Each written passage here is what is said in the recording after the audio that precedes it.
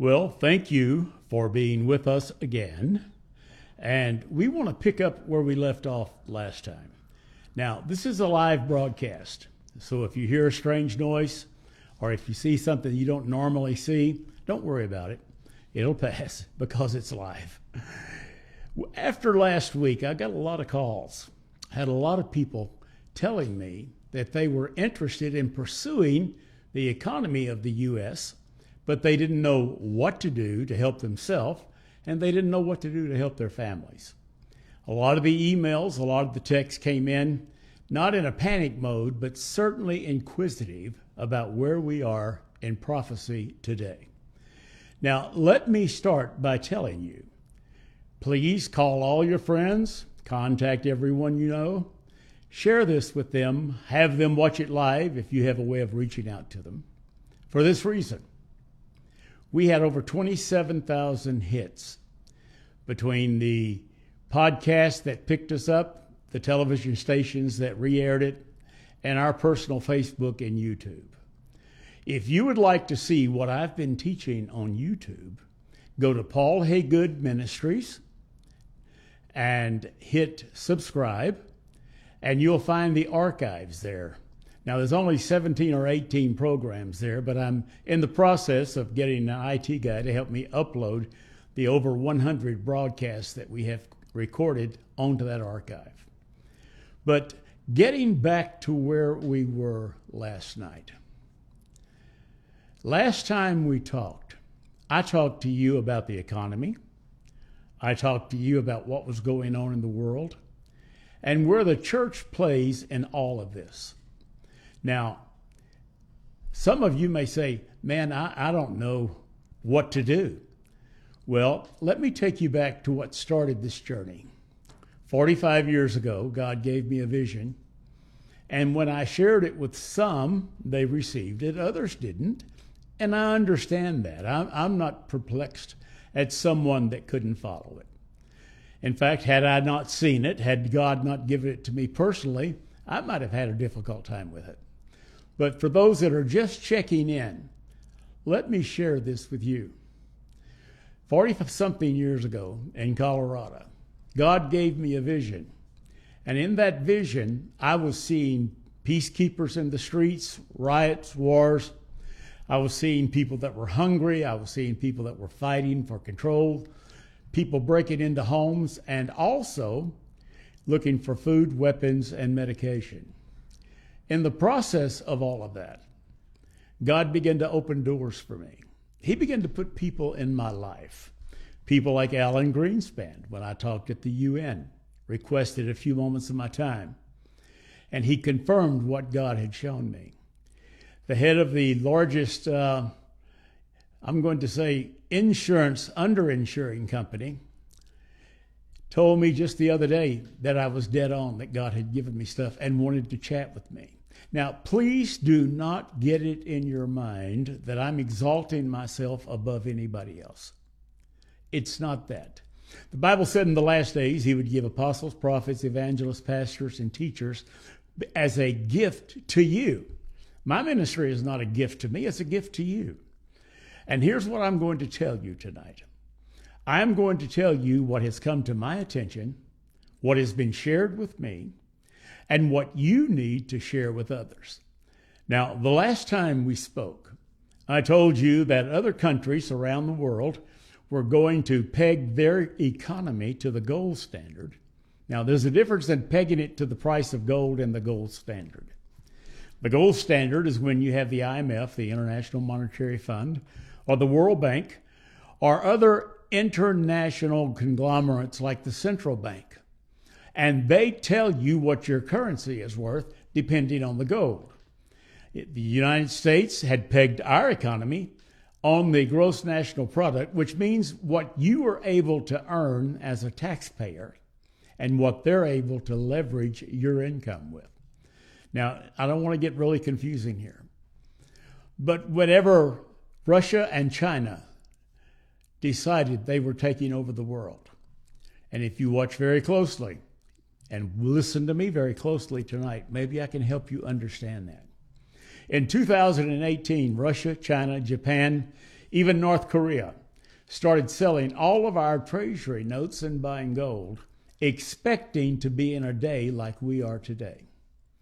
Now, when I told you the other day that if America would take gold and try to repay our debt, that it would be unfathomable. Well, first, let me tell you what our debt is.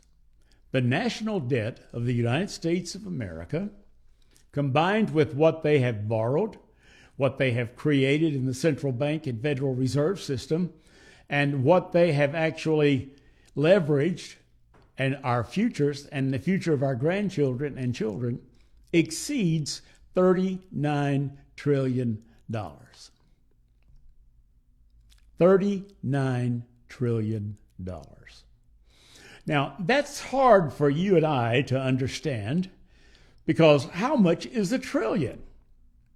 Well, I brought a little show and tell with me tonight. This is $10,000 right here, okay? Just to give you an idea. $10,000 and $100 bills. To get to $1 trillion, you would stack $100 bills like this. Hang on. 27,000 miles high. If this is 10,000, how many would it take to make $1 trillion? It would take enough of these to go 27,000 miles high. $1 trillion, my friend, is 3 times higher if stacked like this. If stacked side by side on top of each other like this. $1 trillion is 3 times higher than the space shuttle, higher than the space center that we have out there. To get it in your mind, what happens when Congress goes in and gives away $1 trillion? They give away enough $100 bills to reach the space center 3 times. To pay our national debt, stacking $100 bills like this would form a rope that you could stretch around the equator 1.25 times. And that debt goes up every day. In fact, we can't even pay the interest. So when you hear our Congress say, oh, we're going to send $1 trillion here, or $100 million here, or $8 billion or $800 billion here, you've got to understand they have created a fiat currency, which means that this is nothing but paper. And if you stack them high enough, tall enough, you would reach our national debt. But you can't even understand what 27,000 miles of $100 bills look like. And believe me, when I tell you, that's not counting them like this. It's counting them like this. Well, if you look at that and you think of it in that manner, then think on this wise. This is roughly $2,000 in gold. Divide 2,000 into 27,000, and that will tell you how many of these would have to be stacked on top of each other. Now, we're not talking about inches, we're talking about miles. It would take 14 miles of this stacked of gold, 140 miles of this kind of gold stacked end on end. You say, Brother Haygood, what are you telling us all this for? Because we are dealing with an economy that cannot be sustained. And now, if you watch the news, if you listen to the news, hopefully in your pulpit, someone is telling you that America, according to the UN, which they announced yesterday, the World Bank Food Bank announced 2 days ago, and nonprofit food banks are announcing all over the world that we have a famine coming. No, I'm not trying to frighten you. I'm trying to inform you so that you will know what to do when this time comes. I've got college friends. I've got high school friends. I've got relatives, preachers that are calling me saying, what can we do? How can we take care of our family? Well, number one, let me tell you what's going to cause prophecy to be fulfilled. You know, in Matthew 24, when he said that we will see famine, war, rumors of wars, pestilence, well, let me tell you what's happening. Getting you ready, getting you prepared, hoping to goodness that you listen to this and share this, because it will be the salvation of you and your children physically. Right now, they are saying that America is going to see a food shortage in 2 years or less. Some are saying in 6 months, that will rival any famine that we've ever had. Now, those of you that aren't old enough to remember the Depression, you don't know. Maybe you have some pictures, maybe not, but I do. I have pictures of my grandparents and my parents standing in soup lines with a tin can trying to get a little bit of soup and a crust of bread to get them through the day because we were in depression. Those of you that live in California, maybe some of your relatives made it to California after the Dust Bowl, whenever all the farmland had been dried up and blown away, and they couldn't raise crops, they couldn't raise cattle, and they moved to greener pastures. All of that is good, and that was a good move on their part, but here's what we're facing. There will be no greener pastures. California right now is in a drought. They're not planting their crops as they should. In Las Vegas, they have a water shortage. They're rationing water to the people there. And now we're seeing in Ukraine the breadbasket of Europe. In fact, 99% of all the grain and wheat and flour that goes to the Middle East comes out of the Ukraine, is not going to be planted. And on top of that, Mr. Putin has targeted all of the granaries, all of the silos, all of the storage houses. He shut down transportation to the Black Sea, where they normally would be shipping crops to the other states of the countries around the world. We are looking at some hard times.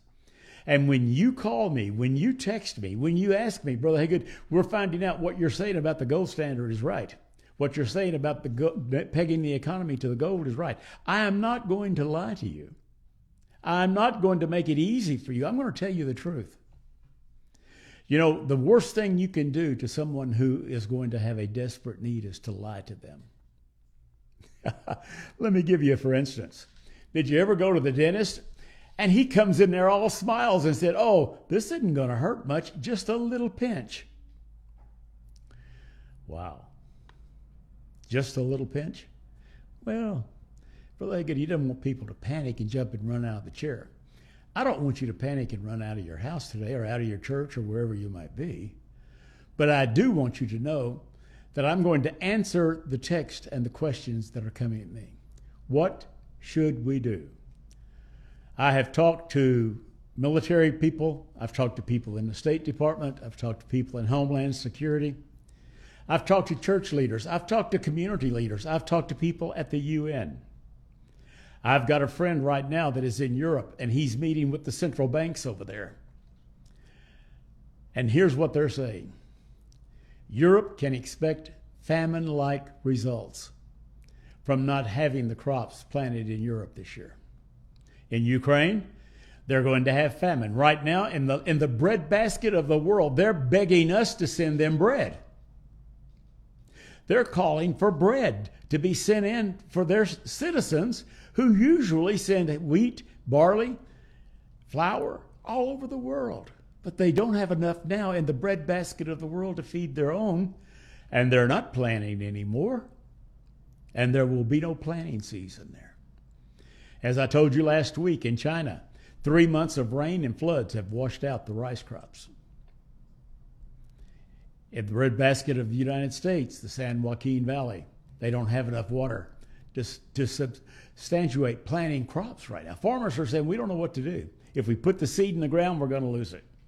They are bulldozing orchards and burning the trees because there's not enough water to make them grow. In America, if you'll remember, 9 years ago, 10 years ago, when the administration that was in charge then cut off the water to California in the San Joaquin Valley because they were worried about a 2-inch smelt or fish being extinct. not worrying about the fact that in 3, 4, 5 growing seasons down the road, that Americans would become extinct because we would be starving to death in our own country. I'm not exaggerating this. Go to the UN, look up the famine warnings. Look what they're saying in the UN. Look what they're saying around the world. I just talked to a very dear friend of mine. And right now, as he sits in Europe meeting with the central bank figures, I'm trying to be careful. I don't want to get him in trouble. He's telling me that the central bank is saying that in America, we will feel the famine the most because the administration that we have now has emptied our food supplies. They're emptying our fuel supplies. And there's no recovery. Yeah, if you're a few gallons low or a few bushels low, you can change it. But what if you start from zero? You cannot give out enough food to keep the people fed and to keep the farmers active by giving out petroleum if you start from zero. It would take 3 growing seasons, uninterrupted, record amounts, to refill our storage bins right now. We have no storage. So here's what I'm telling the church. The Bible said that whenever the abomination of desolation was making itself known and waging war against the church, that she ran to the wilderness, to a place where she could be fed, maintained, protected, and preparing for the coming back of Jesus Christ. Now, look, I'm not trying to frighten you. I'm trying to make you feel bad. I'm trying to tell you there are things that you can be doing that you need to be doing. I had a pastor call me the other day. In fact, it was actually Saturday. And when he called me, he said, look, Paul, he said, I need to tell my people something. What can I tell my people? I said, tell your people that we are in the midst of the greatest dilemma that we have known as Americans, as we have known as Christians, and certainly as we have known as patriots. This is even worse than the Revolutionary War. Well, how is that? Because the American people have grown weak. I had a pastor tell me today, I feel like getting aggressive in the pulpit, but these people that come to church today, these people that are filling up church pews are the same ones that were raised by a generation that said, there are no losers. Give everybody a trophy. Don't worry about just giving the winners a trophy. You've got to give losers a trophy too, because, you've got to realize you don't want to hurt their feelings.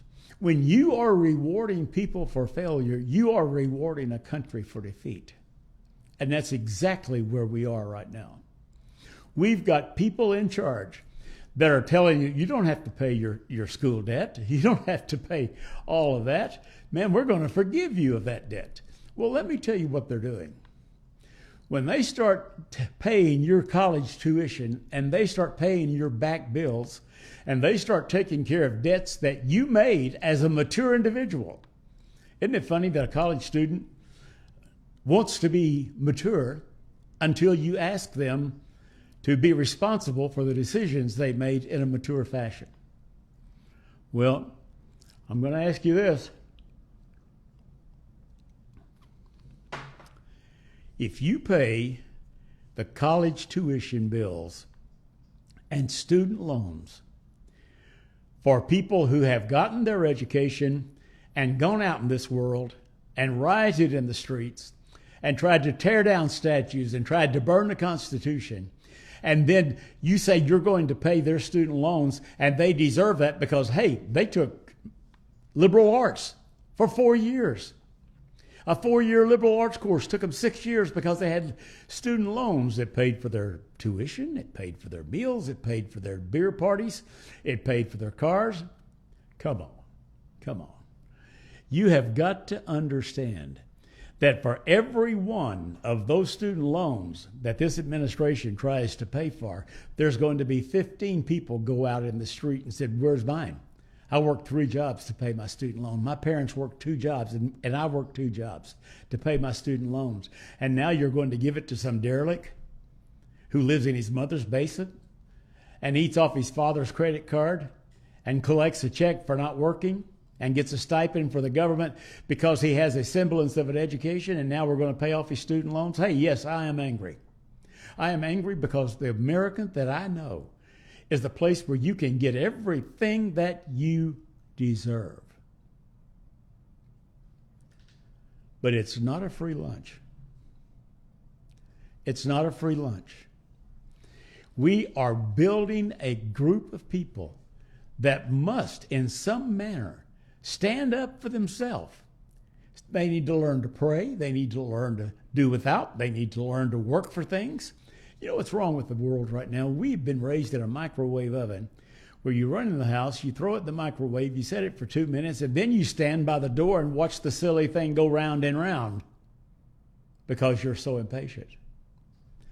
I remember when I was a child, I wanted a Daisy Pump BB gun.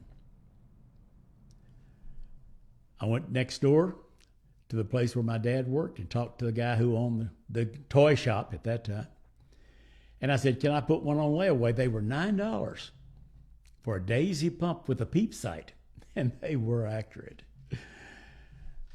I said, Mr. Smith, I need to buy one of those guns. How do I do it? He said, how much money do you have? I said, I have $1, almost $1. So we laid it out on the counter. I dug the change out of both pockets. I've been selling pop bottles trying to raise money. Oh, pardon me. Those of you that don't know this, you used to could pick up glass bottles by the road and take them back to the store, and they give you 2 cents a piece for them. That's how we worked. Anyway, long story short, I had almost $1. I laid it out there. He counted it twice to make sure it was right. That's big money to me. And he put my BB gun on layaway. And I started a little business, picking up bottles in the afternoon, mowing yards on Saturday. Hey, I would mow front and back for $1.50, and then I had to pay for my gasoline, which was 17 cents a gallon. Make a long story short, in 2 months, I walked back in with the last $4 and gave it to Mr. Smith, and he handed me my Daisy BB gun. I didn't leave it in somebody's yard. I didn't throw it on the boat and leave it up there for weeks at a time. I didn't leave it at a neighbor's house. I had paid for that. It meant something to me. I had sweated blood for that. And I treasured it. Do you know that when people do not have to pay for things, they don't value them? You know why? Because no value was set on them by the provider. When Jesus Christ told the church in Matthew 24, these things must come to pass. You will see wars and rumors of wars. You will have famines. You will see pestilence. You will see people starving to death. You'll see riots in the street. I'm going to tell you what the UN spokesperson said this time.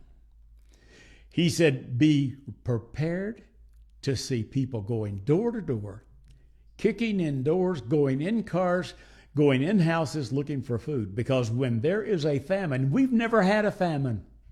We've never seen people sit on the sidewalk and die. When I was in the Congo, I used to wake up at 5:30 in the morning to the sound of trucks rolling down the street, and they were picking up bodies of people that had starved to death that night.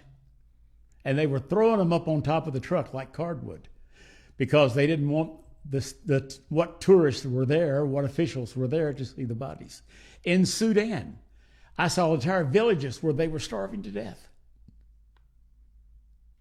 America, you've never seen that. But I'm going to give you a prophecy right now. There will be no wheat and grain. There will be food shortages. There will be supply line shortages. And they're right around the corner. Now, you say, Brother Haygood, what should we do? Here we go. You need to start putting food back. You need to start putting back things that will be preserved, that you can give your family, that you can feed those that you love. And I'm going to tell you, like a man called me today, a doctor called me today, and he said, Brother Haygood, I've been watching your broadcast.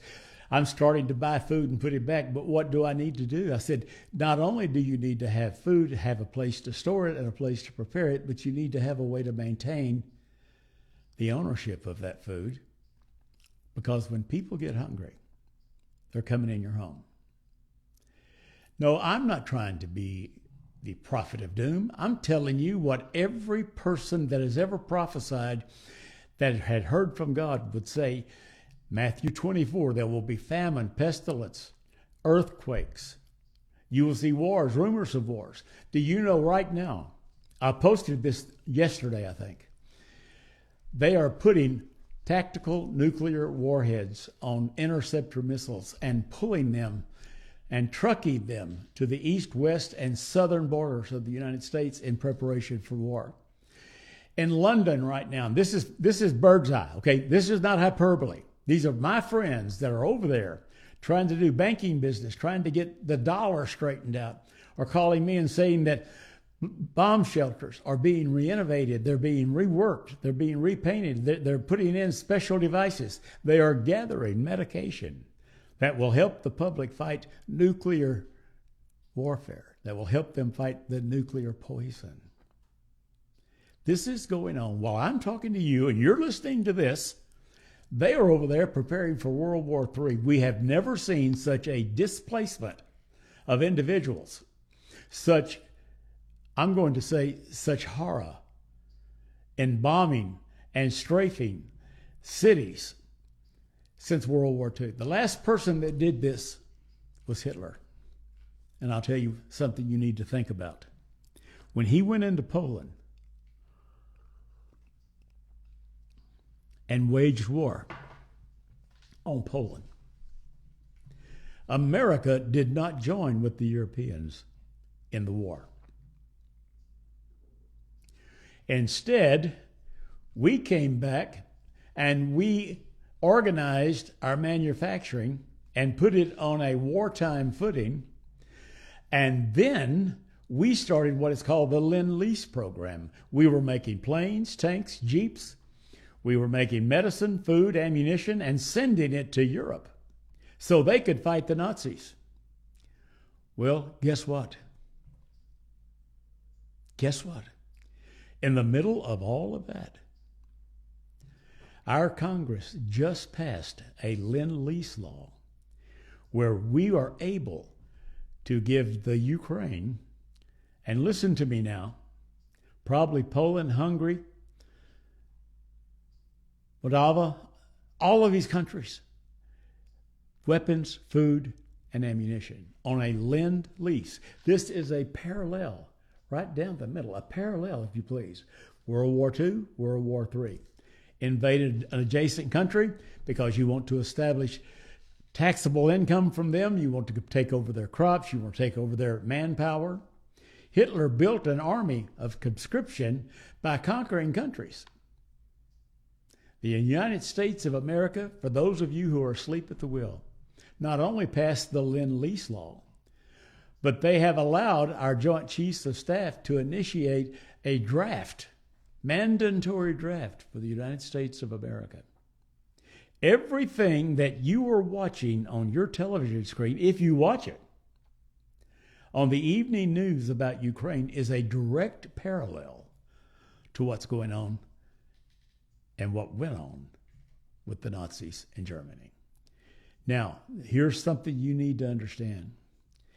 Whoever controls the food and the fuel controls the world.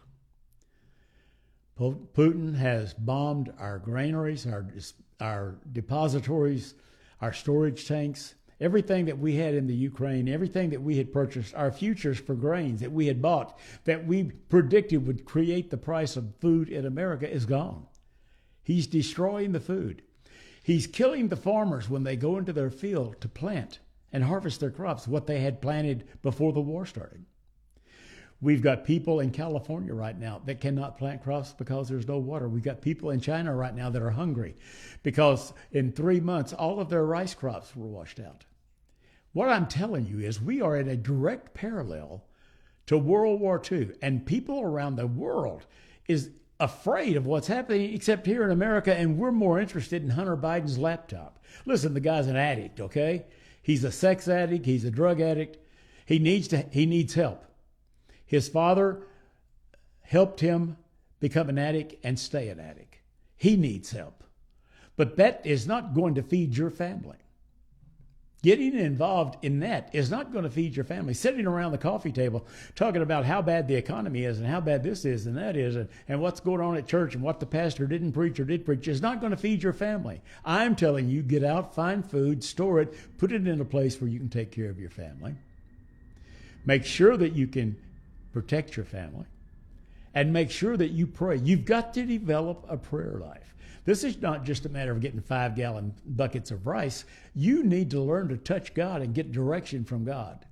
I hate to say this, but the prophetic word was tarnished during the election when so many people got up and prophesied this or that or the other. And it caused the church to not want to listen to prophecy. But I will tell you this. Amos 3:5 said, in the last days, I will do nothing unless first I listen to or whisper in the ears of my prophets, and they speak to my people. I am speaking to you today what God gave me over 45 years ago.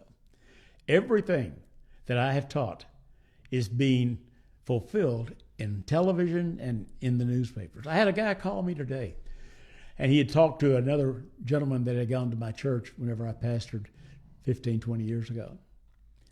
And he said, Brother Haygood, he said, they're calling me, said, are you watching the news? Are you watching Brother Haygood? Are you hearing what's going on? And he said, yeah. And he said, I started preparing 20 years ago whenever I called him on the phone and asked him if he was sure this prophecy was going to happen.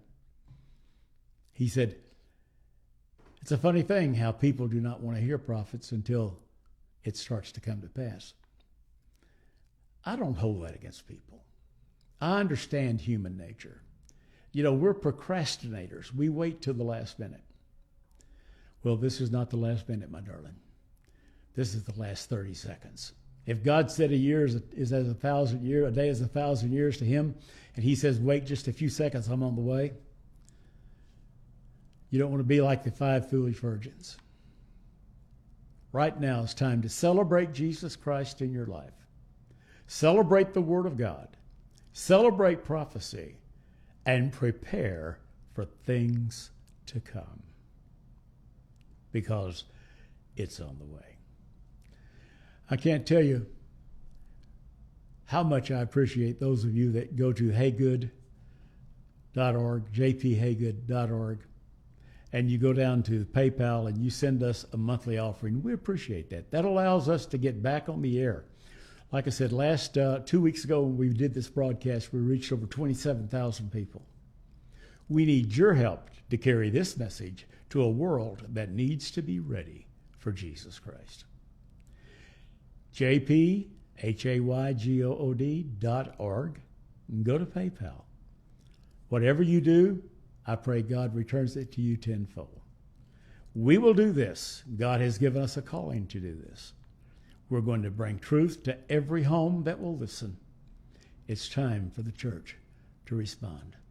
We love you. We love God. We love America. But most of all, we love truth, because you shall know the truth, and the truth shall set you free.